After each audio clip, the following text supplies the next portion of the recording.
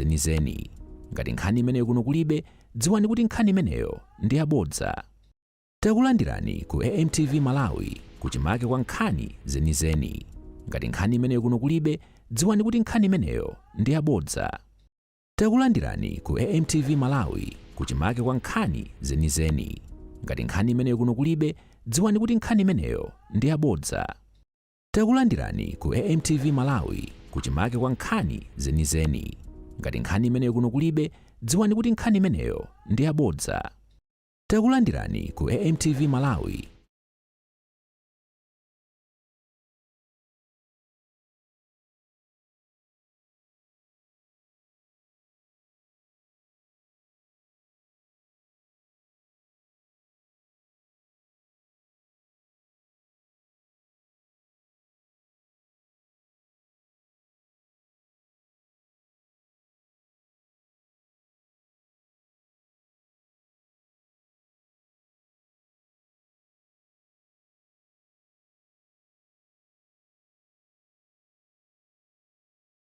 Personnel and training matters. These are personnel and training matters that fall under the administrative oversight function of the Chief of Staff. Whether Major General Kalisha was aware of these failures and what steps were taken to address them are matters the committee would like to establish. You therefore received summons to this effect, and the summons were very specific. We will require you to give your testimony. May I request Secretariat to administer an oath so that you should give your testimony under oath. Thank you.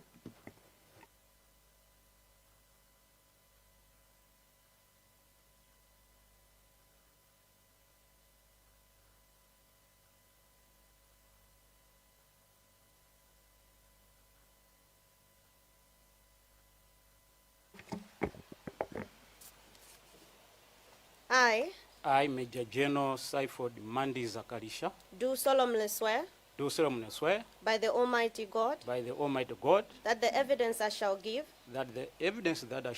shall be the truth, the whole truth, and nothing but the truth. So help me God.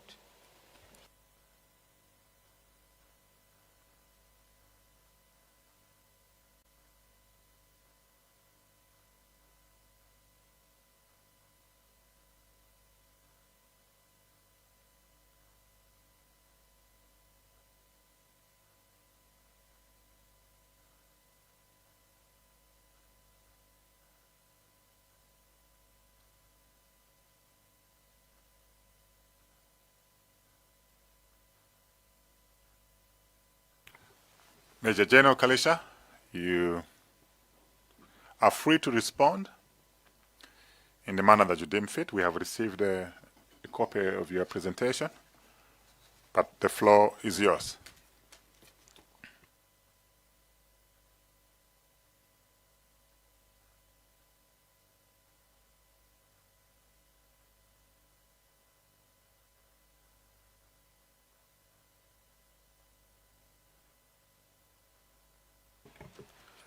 The chairperson of the ad hoc committee, Honorable Walter Nyamilandu, MP, all honorable members of the ad hoc committee, good afternoon. As you already know, my name is Major General Saiford Mandi Zakarisha, the former Chief of Staff of the Malawi Defense Force. I am here to make a presentation on the role played by myself and the office on the former VP flight on 10 June 2024 in response to the summons issued by the Clerk of Parliament on 28 June 2026. As a matter of introduction or opening remarks, the Office of the Chief of Staff serves as a critical coordination and communication link between the Malawi Defense Force, allied defense forces, government ministries and departments, and other civilian institutions. Internally, the office facilitates coordination among the various formations, units, and directorates of the MDF to ensure effective command response or support, information flow, and operational efficiency.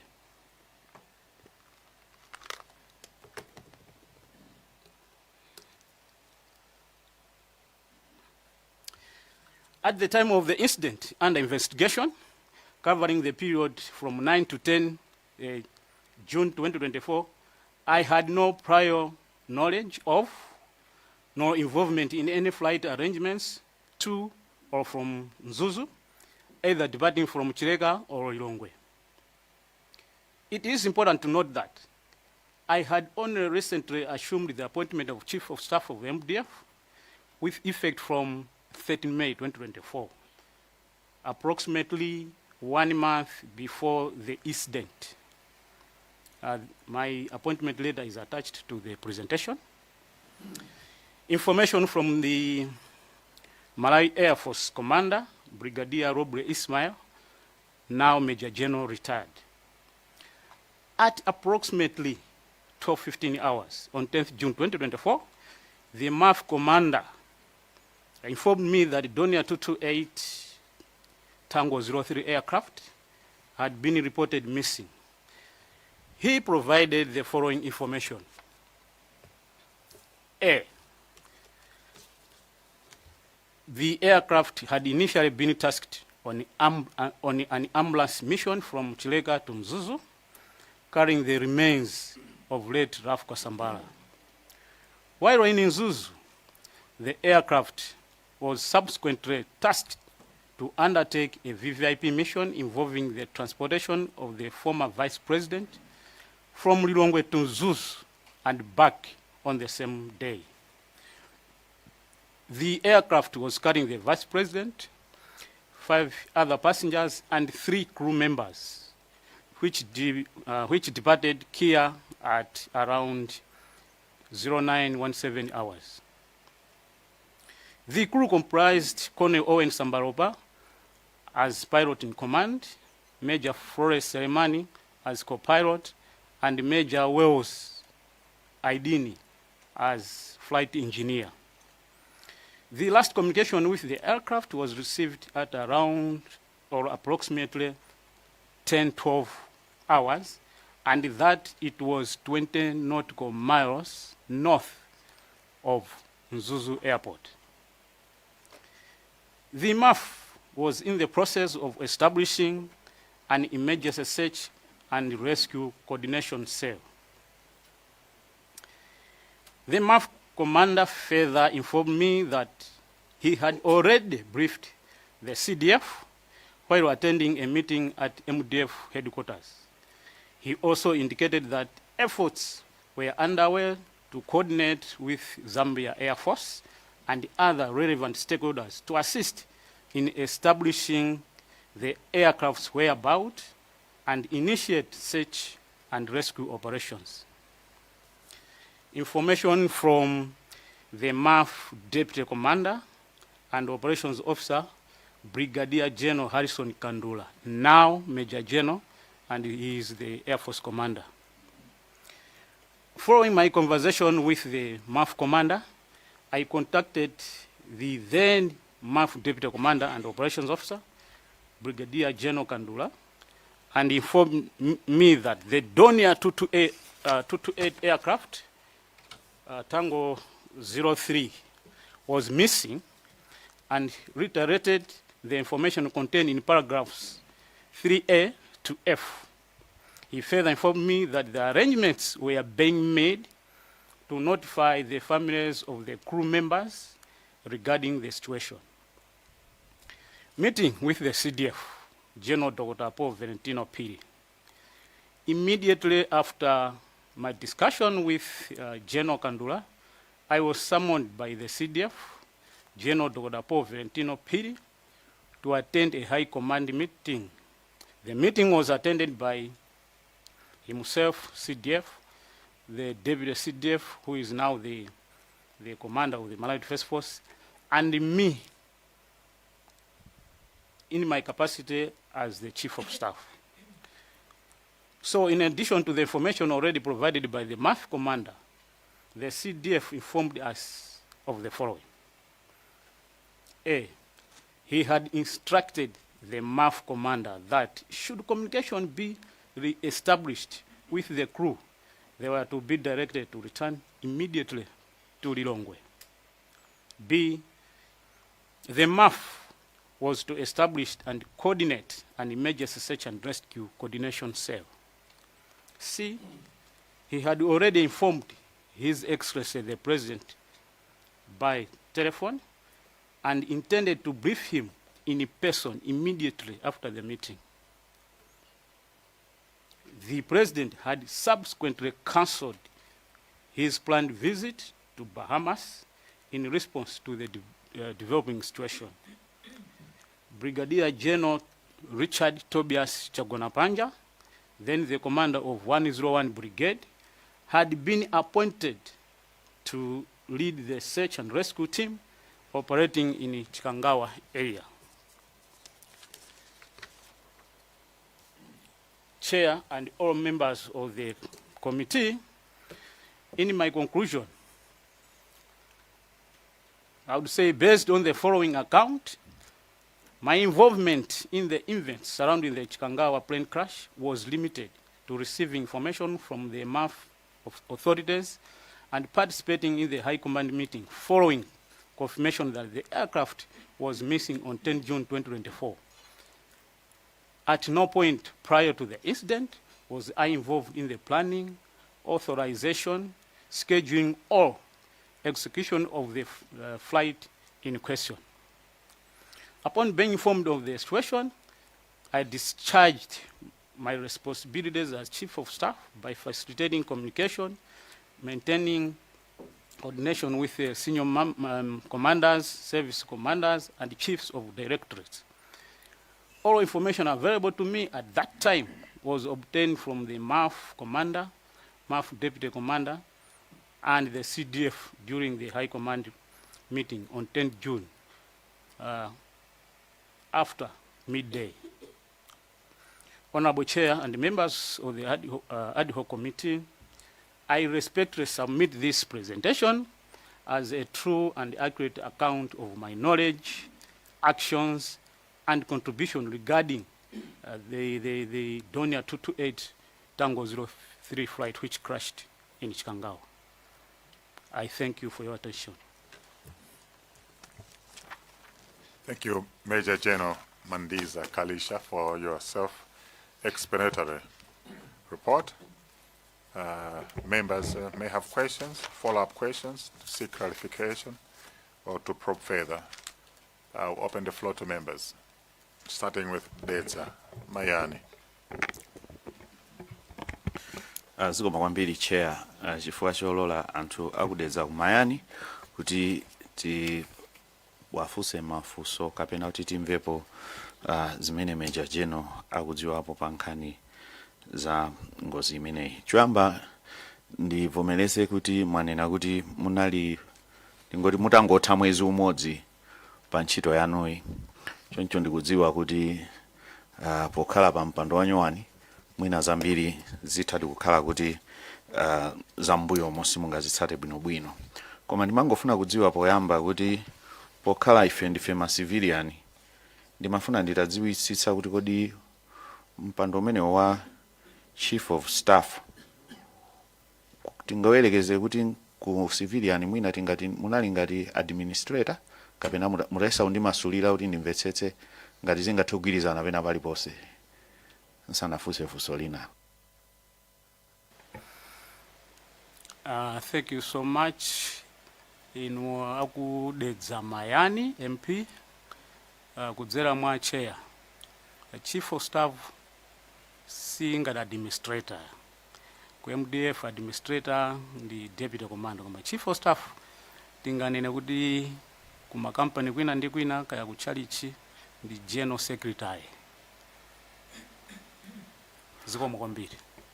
Ai ndathokoza kwambiri ndi mafuna chifukwa mataito anu angovuta kuti ife tamvetsetse ndiye mukamatunikira choncho zimatithandiza.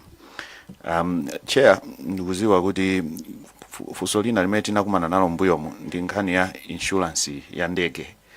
Ndiye nimafuna ndingodziwa kuti kodi file imeneyi chifukwa manena kuti zimezi zimachitika kuntundako. Ndiye nimafuna ndidziwe mu office mwanu ilimo file imeneyi yokudzana ndi ma insurance ya ndege. Ndifunsa funso limene chair, pongofuna kudziwa kuti ndiuziwa kuti pali donia ina imene ilipo oloso mwina pali ndege zina zimene muli nazo kuti panopa zili ndi insurance. Mwina sindingapange rifa kuti kodi bwanji sinakhomedwa ifo ino simunali mu office. Kwani mangofuna ndidziwe situation imene ilili kapena mundikaniranso kuti udindo wa insurance yo si office yanu. Zikomo chair, funso langa ndi lomwelo basi. Zikomo kwambiri honorable member. Insurance ya ndege zimenezi mmene ndimafika ineyo ku MDF uko zinaliza kuti zilibe. Kufufuza bwinobwino ndija kuti ndegezo zimafunika maintenance, and maintenance imavuta ifo ja funding. Ndeno mbuyomu panalipa kuti apange maintenance amene kuti apange insure ndege zoti sizoyenda kolo sizouluka pamakhanga timamavuta pamafunika ayambirebe kukonza ndegezo. So mene mafika na nazibeso so zili choncho. I hope ndayankha momveka bwino. Zikomo kwambiri honorable.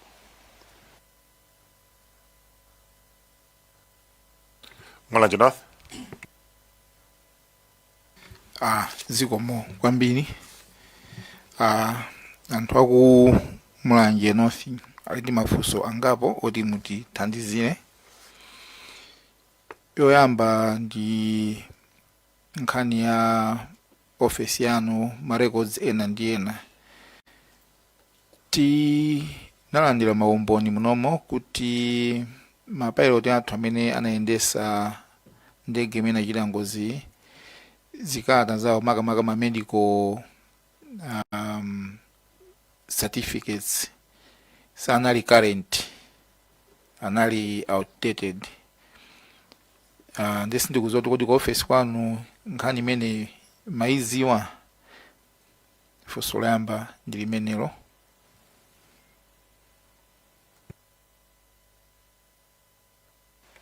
Ndikhoza kuyankha kale limenele. Zikomo kwambiri honorable member kudzera kwa chair. Nkhani imeneyo imene nimapangidwa handover panalibe kukambapo zokuti ma license ayi, koma after ngozi imeneyi pamene ine nadziwa kuti anthu analibe license. Zikomo kwambiri MP. Ndathokoza. Nkhani inanso imene yakhala ikuti basachidwi kwambiri munomo ndi nkhani ya dongosolo la mafuta, makamaka mafuta a ndege. Kodi donia mafuta dongosolo lake amakhala utani? Akati munali ndi arrangement ndi service provider amene ndege yamangofika kuthira kena kuchoka apa, kapena amalipira, kapena ndi kashi, kapena kadi, and amene amakhala responsible kuonesesa kuti ndege yathiridwa chonchi, ma receipt yake ndi chonchi, mu tanki muli mafuta akuti. Mungatithandizenso mbali imeneyo kukhanga kuti munomo yatipasa chidwi kwambiri makamaka kuti amakhala in charge wa nkhani za mafuta pa ndege ikamati kuyenda ndi ndani? Zikomo kwambiri. Zikomo kwambiri honorable member of parliament kudzera mwa chair.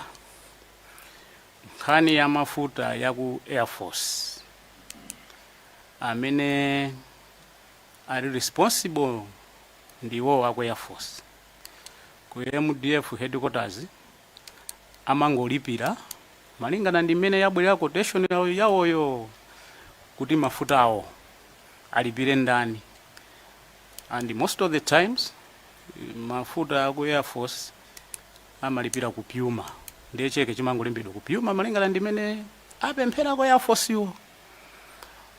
Akapanga deposit kupyuma kwa ife it ends there, kuti tapanga issue cheke kuti mamwetseredwe ake amatani, kayagwiritsa ntchito khadi kandi kama kashi, ineyo sindikudziwa.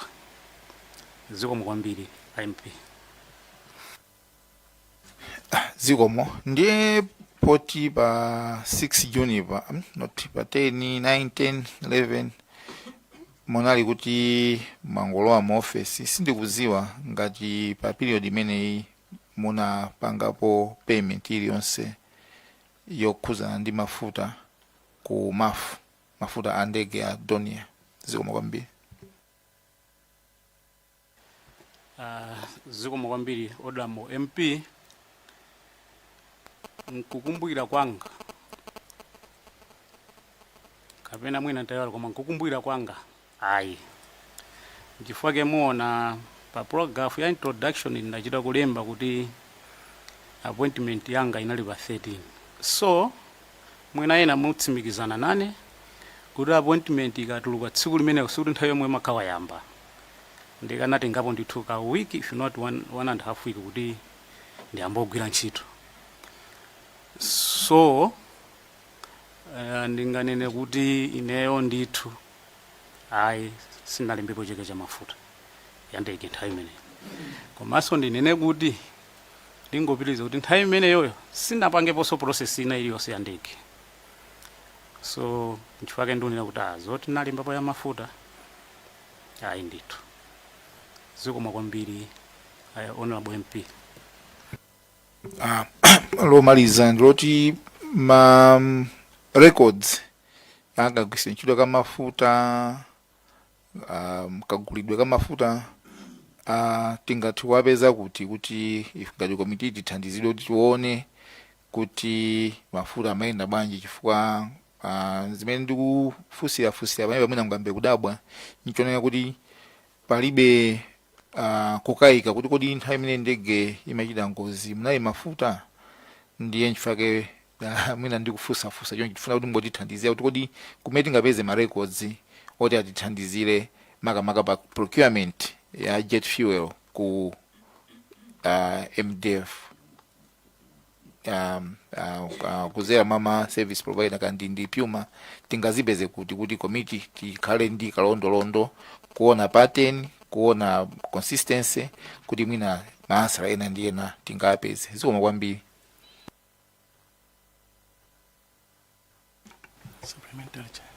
Zikomo kwambiri Honorable. Kagulidwe ka mafuta ameneyo akhoza kupezeka konga kuti amagula bwanji, kuti zimayenda so bwanji. Zikomo kwambiri Honorable MP.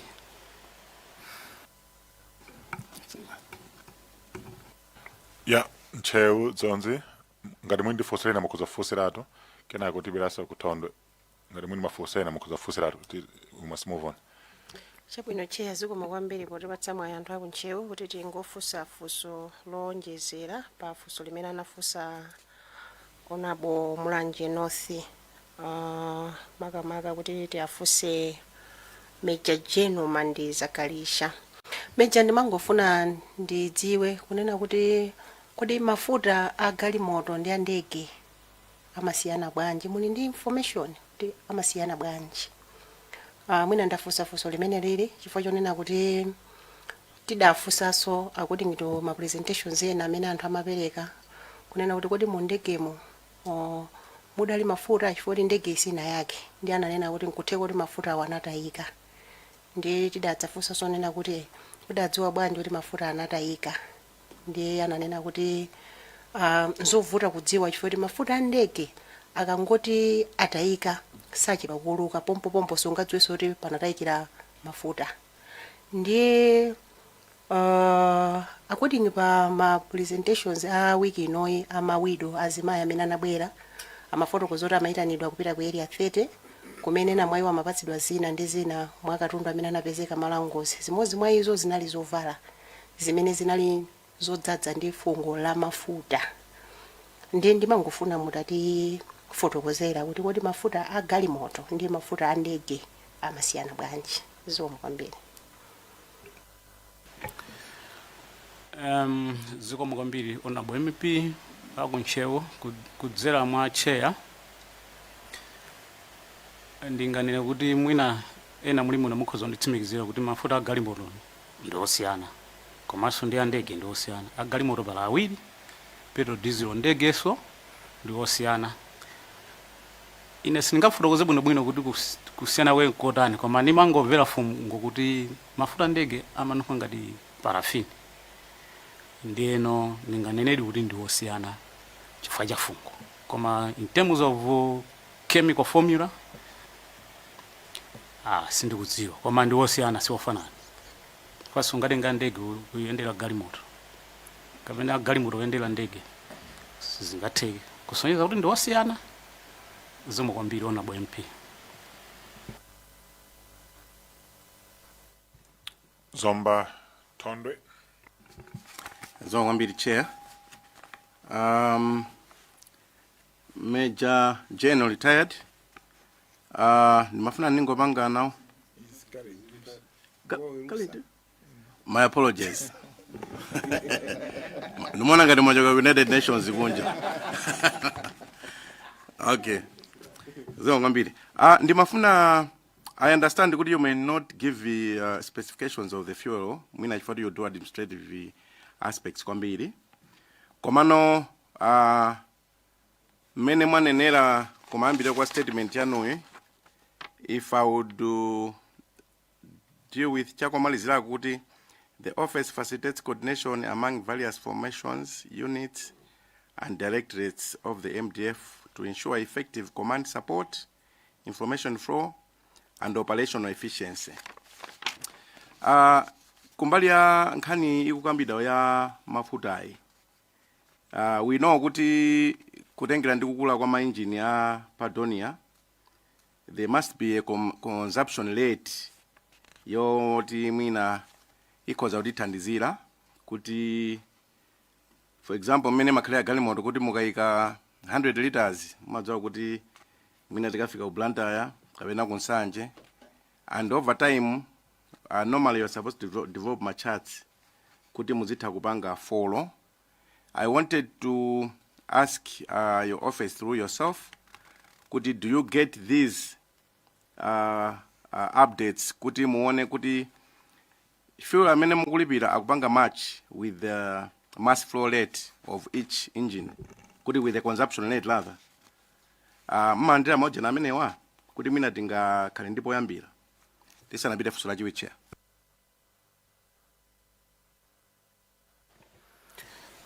Zikomo kwambiri Honorable pafunso lanu limeneyo kudzera mwa Chair.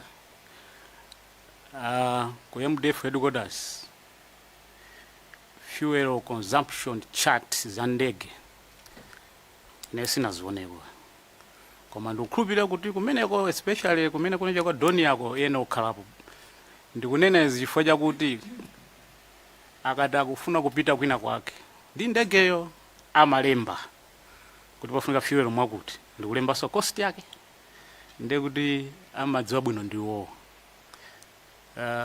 Ine kukhala kwanga kumeneko sinafunseponso kuti kodi mafuta awawa muti, for example, let's say 100 liters chifukwa chani.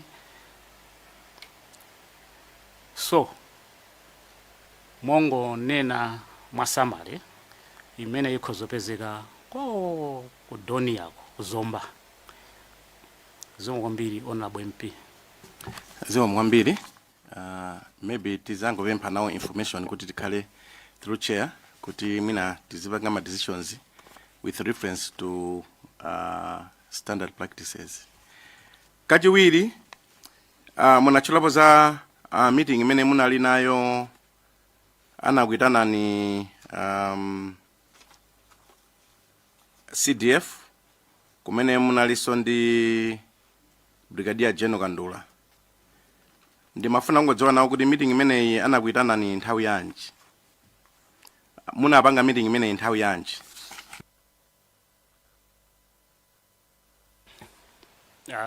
Thank you Honorable MP kudzera mwa chair.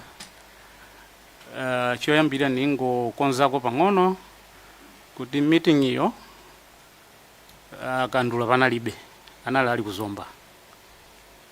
Pana imene imachedwa high command, imene pama ndi anthu atatu basi, a commander, a deputy yawo ndi chief of staff.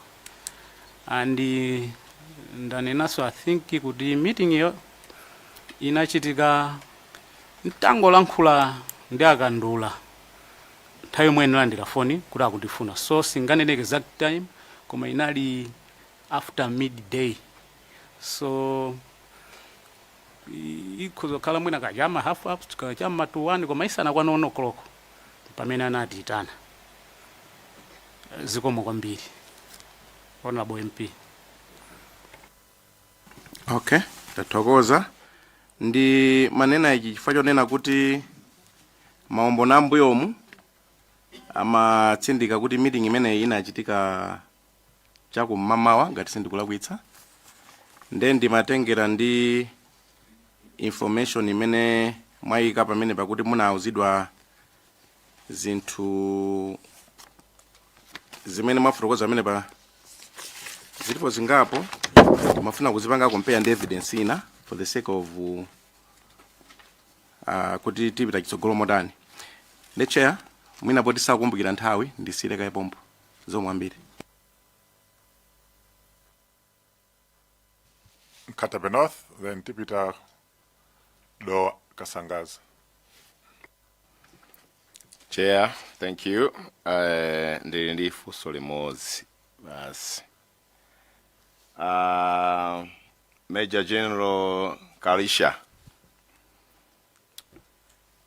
Pa BFU report anapeleka maripoti yao about my pilots. Yonena kuti anakhala nthawi yaitali anthu awo osapanga ma simulation training. Komanso ma pilot awa ma license awa anali expired. Komanso ma medical report ya also anali outdated. Then monga inuyo a general secretary pankhani iyi yaloti zinthu sizikugwira ntchito, anthu they are not going for training, license inatha, medical report palibe, malola bwanji anthu awa kuti aziyendesa ndege. Komanso malipoti yawo ama pilot license in the medical report, a previous report, before this one, alipo. Thank you, Chair. Thank you so much, Honorable MP Katabe North. Choyambira ndi yankhe zokhuza training. Training inalipo koma imene amanena kuti ukakhala kanthawi kena kaja iwo amadziwa umene upita so ukapanga refresh imene ndio imavuta, koma training amapanga ndithu koma i refresher training imene mafunika funding imene mavuta malinga imene nazipezera ine refresher training amakondopita ku Germany anthu amene imavuta for funding. In terms of license and medical report, as I already said in my presentation,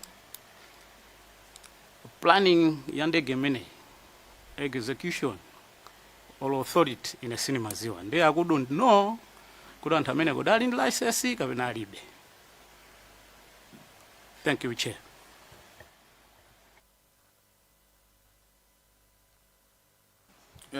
Zikomo kwambiri Chair. Potipa sampada kuti tipelekepo mafunso. Ine ndi George Katsipatike, phungu wa nyumba ya malamulo wa kudowa Kasangadzi.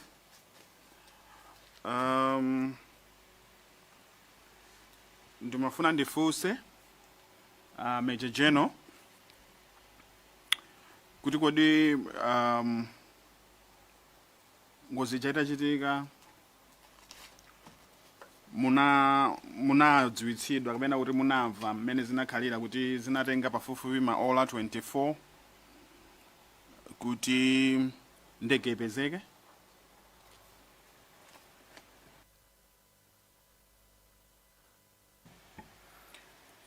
Zikomo kwambiri honorable.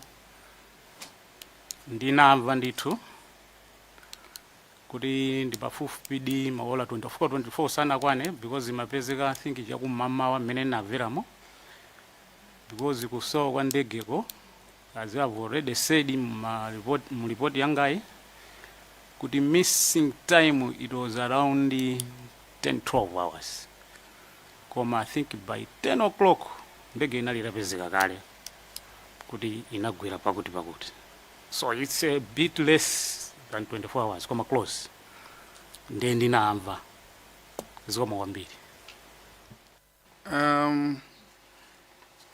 Kuchedwa kwa kupezeka kwa ndege imeneyi kuchokera mu umbono umene tamva kuchokera kwa asilikali amene akhala akubwera kuchokera ku airbase, kunapangika kwambiri chifukwa chonena kuti ndege imeneyi inalibe emergency locator transmitter, ndipo amafotokoza onena kuti battery lake la emergency locator transmitter linatha mu chaka cha 2004.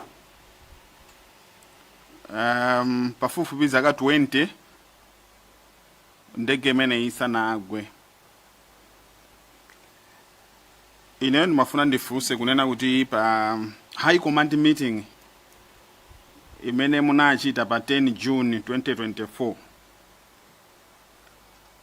meeting imeneyi simunapange regret, simunalanguluke kunena kuti anthu amene anali mu office 2004 kapena 2006 pamene anapanga discover kuti battery lakutha sanachite bwino konse, ndege ikanakhala ndi emergency locator transmitter bwezi itapezeka mwansanga pafupifupi 24 hours sikanatha. Simunalanguluke, simunapange regret kuti anthu amene anali mu office 2004 2006 sanachite bwino, ndege iyi sibweza tuvutikanso kuti ili pati.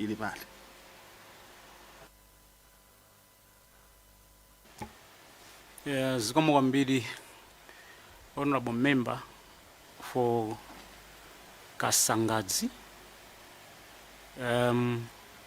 Mmene nali meeting mene sitinakambiranepo zoti inalibe ndingoti akomandawo fanda amene amapanga brief sananenepo kuti inalibe kamene mwanenako I think ELOT, koma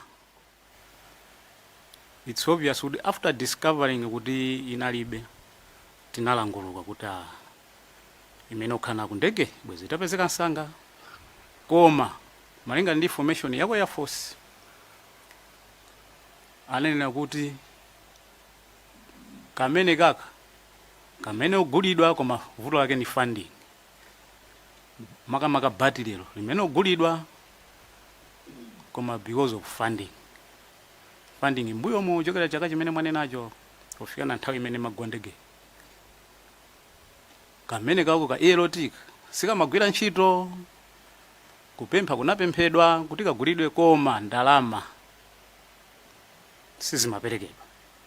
Ndiye kulangulukapo kulipodi andi kunalipo nthawi imene, koma abwana suranatchulapo za zimenezi. Zikomo kwambiri. Ndiye palifunso lomaliza chair. Inuyo ngati munthu wachikulu ifa udindo wanu unali waukulu kwambiri, chief of staff, mutasinkhasinkha kuti ndege yagwa kaya kwabwera kafukufuku kumapeto kwake powomba mkota, inuyo munaona kuti ndege imene ija inagwa chifukwa yani?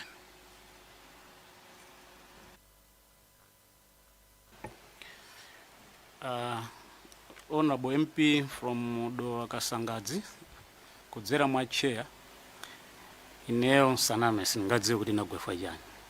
Mwina kafukufuku amene anachitika kale ndi kafukufuku uyuyu kuphatikiza nanenso ndidziwa nawo kuti ndege idagwefa chani.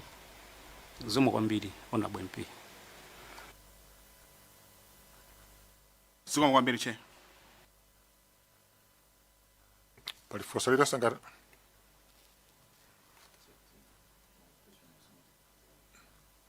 Oh, so palifunso limene simuna yankhe bwinobwino ya dezima mwina ndafusese mwa ufusese. Zikomo kwambiri chair. Funso langa lija linali ndi magawo awiri. Ndiye gawo lina sana ndiyankhe ndimaona ngati po yankha mafunso enawa alikonza. Umabe mwina ndisana malizitse ndimafuna ndidziwe funso langa inayela kuti kodi ndege zili pano pazi ma insurance yake alipo kapena zikanalibe mmene zilili. Ndiye mwina alipanga dipendi chifukwa ndifuna ningodziwa kuti kodi mukadali mu office mo kapena mwina munasuntha poti maudindo anu amasintha kawiri. So mutandunikira kuti kodi muli mu office mo, ngati muli momwemo mundiuze kuti kodi marecords ali bwanji. Koma ngati mundasunthapo mmene mumachoka ndege zimene zilipo panopo zili ndi ma insurance chifukwa ndimaona nthawi zina zikumaulukabe nthawi zina. Ndiye nangofuna ndifunso imene simuna ndiyankhe ndimafuna za panopazi munangoyankha za ndege imene inachita ngozi. Zikomo. Zomwe kwambiri Honorable Member. Panopa ningoti mmene ndimachoka ndegezi insurance zidakalibe. Ndiye sindikudziwaso pano kuti zilipo kufana chokwa kalekale cha mu October. So sindikudziwa kuti zidakali ndi insurance amene zili ndi insurance kapena ayi. Apo singaziwe. Zikomo kwambiri che. Zomba City South. Zikomo kwambiri chair. Masana bwino Major General Mandiza Kalisha. Ndimawerenga ripoti ya MDF. Ndiye ndinaonapo munayankhula mene mumayankha ku bodi imeneyo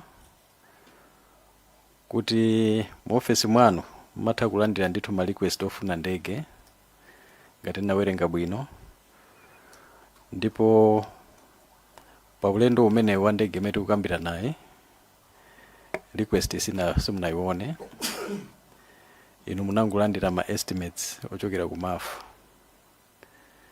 Komanso ma estimates amenewo we are not actioned because they are received on the same day of the accident. Ndinawerenga bwino.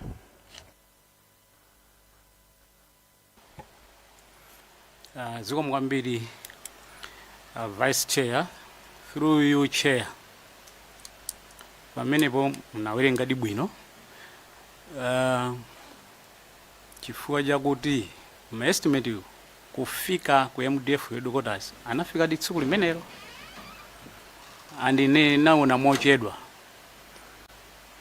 Fana ngasama dutsa ka office mwina mwa commander dutse mwa David kama naona mochedwa. Ndi mazao naso ndegeyo amene tava kuti ndege yagwa. Ndena fufuza kuti kodi panabwera request estimate chanjani. Pamene mazao na time mene. Ma request odi under normal procedure amadutsa kwa chief of staff akaiona request.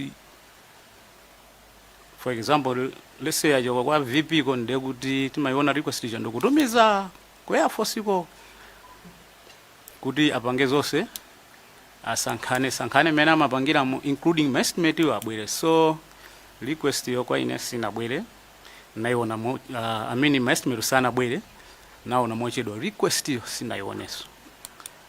Malinga naso ndimene nanenera poyamba mu report mwanga mucho kuti pali pose zokhuza ndege imene I was not involved. Ka authority kajani zokhuza imene sinadziwe. Naziwa past 12 kudzera kwa a former commander wa Air Force Brigadier Ishmael pamene pakali pano ndi Major General. Zomwe mbiri onapo. Ndi kungodabwabwe chifukwa cha ofisi yanu ya Chief of Staff ndi ofisi yaikulu kwambiri. Munayerekeza General Secretary wa kuchalichi ndi munthu wankulu kwambiri. Ndi mangodabwa kuti sono munthu wankulu kwambiri akuziwa ndege itagwa. Sindikuziwa kuti kodi kunali unyuwani wanu omwewo kapena mukhoza kuti fotokozera motani kuti chinachitika ndi chani kuti ofisi yaikulu ngati ya inu zimenezi musaziziwe mumve zinthu zitachitika kale. Zikomo kwambiri Honorable Chair. Ndibwerezenso kuti chifukwa chake poyambirira paja pa introduction nachirapo kuti appointment it was with effect from 13 May. Komabe kuti abwana akuitane kuti khala apa ndifuna ntchito zigwira choncho sikuti zimakhatsi ulomwe katangepo kanthawi ndithu pang'ono. Mwachoncho mmaganizo mwanga ndikuganiza kuti anthu kunjako analasana ndidziwe bwinobwino analasana ndizolowere chifukwa mwina ma request yo sanafike direct kwa ine and sinadziwe ndimazaziwa nthawi imene ndanena chamma past 12 ndimaganiza choncho kuti ifa sana ndiziwe sana ndizolowere. Zikomo kwambiri. Supplementary? Yeah, thank you. Zikomo kwambiri Chair. Ndingonyezapo fusolo pang'ono ana Kalisha. Apapa ndimaona ngati nkhani yokambidwa si anthu akunjako. Ndi nkhani yonena kuti pakati anu ikuoneka kuti you were appointed by Madam Colleen Zamba as the Secretary to the President and Cabinet. And ikuoneka kuti makopezi akupita mu office akuluakulu, but interest yanga ndionena kuti tauzidwa mbuyo mukuti ndege ya MDF si matuluka opanda amekomanda kudziwa. So inuyo ngati mmene taonera meeting jamudayita ndwa jamulaita ndwe phone cha udindo wanu nali wakulu. Ndikukhulupirira. It's correct because as I said, MDF there is high command, and the composition of the high command is the CDF, DCDF, and the Chief of Staff. Kutana that you are in the top 3, so to say. Affirmative. Zo ngambiri. Ndi mayembekeza kuti apapa timina tisakambe za kunjako tikambe zonena kuti request yabwera tinauzidwa kuti singabwere opanda amekomanda kudziwa the CDF. Yeah, so mwina ndi mafuna ngopempha kuti funso lija mudaliyankha motengera kuti sitimayembekezera ngati mwina inayo view yanga ndoti sitimayembekezera kuti request imene ichoka kwa anthu akunjawo imene kuti niyo muuzidwe ndi the army commander kuti mugwire ntchito yanu. Matiuza bwino apapa kuti ntchito ngati imene yobwerekesa ndege si imene akuchitika opanda office yanu kudziwa tikutengera zomwe atipatsa. Neno afuna kuonjezera kuti mwina mutayankha mogwirizana ndi kuti army commander amene mmalowera mapempho wonse ochokera kunja kwa army ndi amene akukuzani. Zomwambiche. Thank you, honorable member, kudzera my chair. My request under normal procedure amadutsa office ya Chief of Staff. Inde nthawi zina zimatheka kuti komanda amalandira ndi amapanga approve nthawi yomwe kuduza ife kuti tipange process jananena ija yodzera kwa ku Air Force kuti apange madongosolo amene amapangira koma office imene imapanga coordinate zimene ndi ya Chief of Staff imadutsa kwa Chief of Staff. Mwachidule ngotsindika office imene kupanga ndondomeko imene ndi office yanu komano ndondomeko yonse inachitika opanda office yanu kuchitapo kutengapo gawo lililonse. zikomo kwambiri honorable minister. Mene ndibwerezenso kuti mene ndanenera kuti under normal procedure. Ndachilandira cha minister cho zikomo kwambiri. Ndiye kuti ndiposachedwa. Kuti under normal procedure imene udutsa kwa office yanga. Koma commander lo David amatopanga. Chifukwa kuti ndakuluakulu ali ndi ulamuliro choncho. Andi mwina samukhoza kunditsimikizira kuti wachikulira wanu akhoza kungonena panga zakuti chifukwa kuti ndi wankulu. Zona zikumveka under normal procedure kuti ndi kuti zimene udutsa kwa ine tipange process zonse ndezibwereso tipangeso. ndi nanu limodzi ndipo mumveka bwino kwambiri ndimangotsimikiza kunena kuti normal procedure sinachitike mu ulendo umenewo si choncho. Thank you chair. Ndikhoza kutero komabe mugwirebe mawu akuti wankulu amatha kunena andizimachitika. Ndakumva chair ndathokoza. Ndathokoza nkhani yani kumveka bwinobwino mukuti munali chicha amati nyawani kuntchito bwana chair nali nyawani mene ndanenera muja mwina pafupi 3 weeks. Zikomo kwambiri honorable chair. Koma mutafika anakulandirani bwinobwino army commander kupangani orientation ntchito yanu? Zikomo kwambiri chair. Anandipanga orientate, I think it was after a week or after a week and some days. Then the CDF, the current one, anakanipanga handover because time ine ndamene anali chief of staff ndeyo waja ndamene anapanga handover and he measured ngati za ndegezi kuda kumabwera ma request mapanga choncho anandiuza bwino zikomo kwambiri honorable chair. Chabwino moti china monga ni ngati general secretary atakulandirani mwezi watha ma meeting akuluakulu makhala nawo zofunikira china chilichonse amakufotokozerani makhani ma briefing bwinobwino? Zona chair atandilandira basi kwina kuzimaenda bwinobwino amanga brief ma meeting ndimakhala nawo. Zikomo chair. Nde iniyo simunali odabwa kuti za kusawa kwa ndege munamva kwa Brigadier Ismail osati kwa bwananu?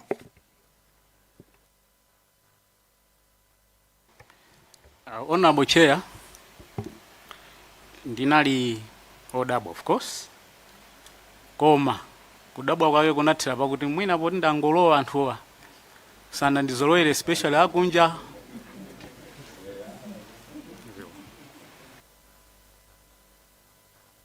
Wabe kutube pena pake umadabwa chabwino. Pasiku limene sakuti anali meeting Ishmael wanachoka meeting anali meeting limodzi ndi commander. Meeting imene munapangana attend? Honorable chair, meeting imene ndinapangana attend. Ndikumbukira kuti inali ya khuza air cargo. Kunabwera ma officials wa air cargo ndi meeting yake inali imene. Ndithu honorable chair. Chabwino. Now mwaditsimikizira kuti meeting imene inachitika. Ma minutes munatenga aswed? Ngakhale mudali mulendo. Zikomo honorable chair, ma meeting ya zokhuza air cargo zo sinimatenga ndinewa.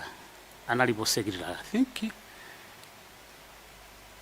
I think anali, of course analipo, I think anali aligo, if I'm not mistaken. Anali aligo. No. Osatinewa. Zikomo kwambiri. No, ndathokoza. Mbona ngati serikali sapanga chilendo akafika pamalo. Koma command structure maendera malamulo nde apapo zamveka kwambiri role imene munagwira munachita pachiyambi mbana kumapeta. Ndikhulupira pali mafunso ena ngati ma members Deza Kasena. Chair, good. Nathokoza kwambiri potipatsa mwayi kuti tifunseko. Major General retired? Oh, okay. nankusana ati anachoka mu office ndi sinamvetsetse mepo chair. Major General Mandiza kumapedoko kangapo mapitiza maomanena kuti under normal procedure zimene ndimafuna ndive maganizo anu kubwerera mbuyo mukaona amene zidayendera zonsezi zobwereka ndege mission imeneyo katenga maliro tani kuvomereza authorization kupanda kudzera mu office mwanu ndi zina zoterozo. Assessment yanu kukhaudani magazo ndo dani pankhani imene zidayendera zonsezo under normal procedure mene munakambira manje kuti under normal procedure zimene hotel. What's your general assessment mwina looking back at the whole scenario mene zinaendera without kuti anadutsa wapanda kudutsa ku office kwanu? Zikomo kwambiri honorable MP mene mwanenera mungakhale kuti normal procedure zina ngati zodzera ku office sizinachitike, komabe kugwa kwa ndege imene kufuna be kufufuzidwe sindikukhulupirira kuti chifukwa chakuti sanadzere kwa ife kuti ndege igwe, koma pofuna be kufufuza pena pake be kuti chinachitika ndi chani. Amene on maganizo anga ka normal procedure kodutsa mu office mwanga ndiona ngati sikangapangitse kuti ndege mpaka igwe, koma mwina kodi kwenikweni chinachitika nchani zonse zitafufuzidwa kwenikweni. Of course it's not wrong kufufuzaso kuti normal procedure sinachitike, koma sindikukhulupirira maganizo mwanga kuti inali ndi mpakiti kwenikweni. Awo ni maganizo anga, koma zifufuzidwe ndithu kwinako kodi zimakhala bwanji zinakhala bwanji. Zikomo kwambiri mwina mwayankha kumapeto. Ine ndimafuna kuti kupita chitsogolo ena amene ali mu office pothandiza amene ali mu office yanu panopa in normal procedure sinatsatidwe ponena kuti ndakupva manena mano kuti wamkulu akhozongokuuza khali ndi wamkulu kugwisa ntchito makomandi, koma ono normal procedure nzoti tizikhale zokhazikika kuti tizivomereze maganizo mwanu poti procedure sinatsatidwe. Zikomo kwambiri honorable minister. I think yes, honorable minister awo muzapatsa azombotondo omwe acha izizi zikuchitika yafa yakuti mbuyomo timukondo kucheza ndi ma minister. Komano ndingonena choncho honorable MP from Dedza Kasina kuti I think procedure amene izitsatidwa kuti samavutikeso kufusafusa naye. Muzidza kuti ndikachoka apa ndikafusa kuti ndikachoka ndikafusa kuti ngati zimene zikuchitika pakali pa. Ndikhulupirira kuti we are in camera anthu akumva ndithu kuti I think procedure zichitika kuti zinthu tikafuna kuyang'ana tisamatenge nthawi yayitali kuyang'ana. Zikomo kwambiri. Chair, tasamene bode zakasina. No, nimeona ngati kuti pa munali military command structure ole mwanu ona boboti. Chair, thank you so much. Just a very quick question, and this ali fupi kwambiri. Zikomo kwambiri Major General Karisha. Ndimafuna ndidziwe chifukwa chonena kuti tinauzidwa ndipo tikudziwa kunena kuti kupempha ndege uku kuyambira yopita kumaliro kwa Kasambala komanso yochoka kwa office ya vice president kupempha ndege uku konse kunachitika mmafoni kuti amangoimba foni kuimba foni zimene inuyo simmayimbiridwa foni kuti mwina mupange processes izi. Then mafuna ndidziwe kuti kodi munadziwa liti kunena kuti kodi tu izizi simudazone mu office mwanu chifukwa choti zimangoenda mmafoni. Mudadziwa liti kunena kuti kupempha tu kwa foniku kupempha kwa ndegeku kwangodzera mmafoni. Sindodziwa ngati ndimva funso. Thank you Honorable MP, not the minister. Honorable MP, wakulile Lilongwe Mude. Ineyo nadziwa nthawi imene ndi mafusa information makamaka kwa Ishmael. Ndi amene anandiuza kuti ana zinakhala chonchi. Zikomo kwambiri Honorable MP.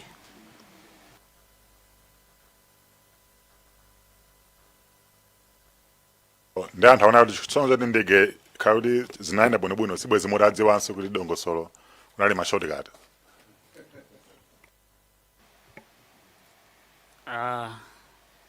Honorable Chair and MP, I can say yes for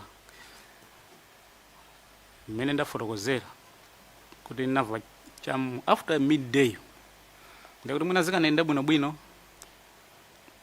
mwina ndikanadziwa kapena ayi, koma mukaona kwakukuluku sinadziwe mpaka mmene ndege imatani imagwa. Ndetsa mayena mafuna kupanga comment.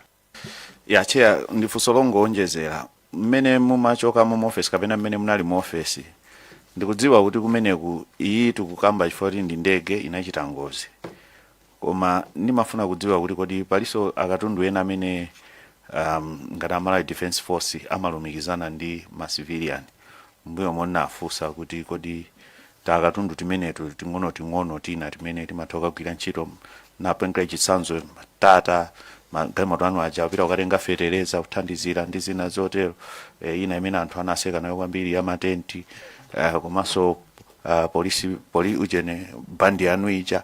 So nimafuna kuti mmene niyo mumachoka mu office mudapeza ndondomeko zili zonse zolembedwa kuti ichi mwakuti niyo ngati general secretary kwa kumene kuona zimene zonso, chifukwa chair ndimayang'ana funso limene chimene ndimayang'ana ndichonena kuti tsiku lina chinanso chizachitika chifukwa kuti anthu enanso achitaso njomba zina, chifukwa mwina palibe cholembedwa chimene chikuonesa kuti ichi kuti chituluke chiyenera kutsata zakuti pambali poti zinazo walamula mkulu koma mwina zikuchokera even kwa anthu ena amene ali pansi pano. Munasiyapo maploto kwa mtundu wanji pa Chingereza amatero kapena procedures, rules and procedures zimene zozo zilipo zoti mtalo wa office anakupatsani kuti ndege kati ituluke yenera kutere chakuti chikati chichoke kunoko chenera kutsata ndondomeko zakuti kapena kaya ndizikukhuza ku ngasini munali wa office yayikulu kodi kumene mumayang'anirako coordination yanu mukuona kuti kumene koko ndondomeko zimene zozo munazisiya kapena zilipo zikugwira ntchito kuti pamawa tisazanenenso kuti ena achitaso madulira. Panopo tikukamba za ndege koma ndeli zikundipasa mafunso ena kuti ngati insurance ya ndege ikukanika nanga asilikali aja akamayenda pa ujenepa pa magalimoto awo aja kodi amakandi insurance chifukwa imene ndo office yanu.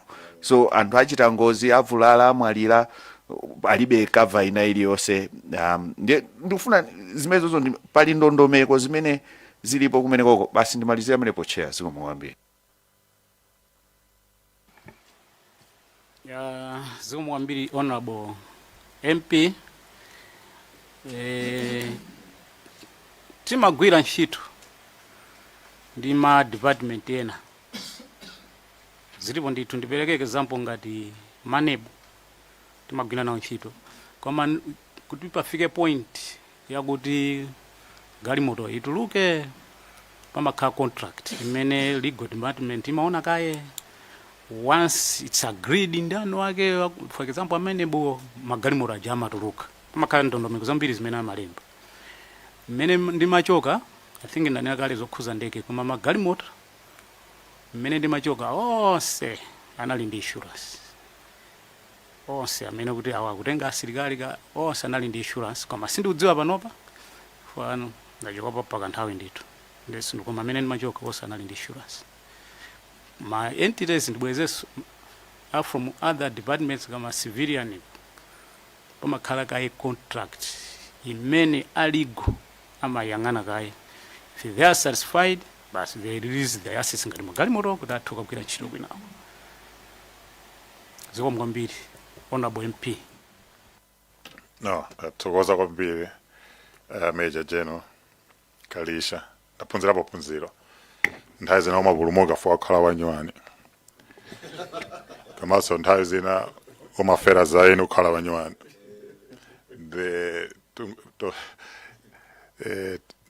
tonse tingokhala chero tikakhala nyuwani pa ntchito koma zikomo kwambiri facha kufotokoza kwanu mafotokoza modekha kwambiri mtima wanu unali pansi kwambiri ndikuthokozeni kwambiri honorable Major General sir koma muyende bwino tizikumana sinu kuti panopa muli kutiko panopa pano ndili mulilongwe momono mwina tikhoza kumana adi pena pa ndatokoza atikumana kumesi ndatokoza kwambiri ezi ndi nthabwala chabe kuti meeting yathu nayantendere okay tisiyane bwino nanunso muyende bwino zikomo kwambiri zikomo kwambiri chair osayiwala kupanga subscribe ku channel ya AMTV Malawi. Osayiwala kupanga subscribe ku channel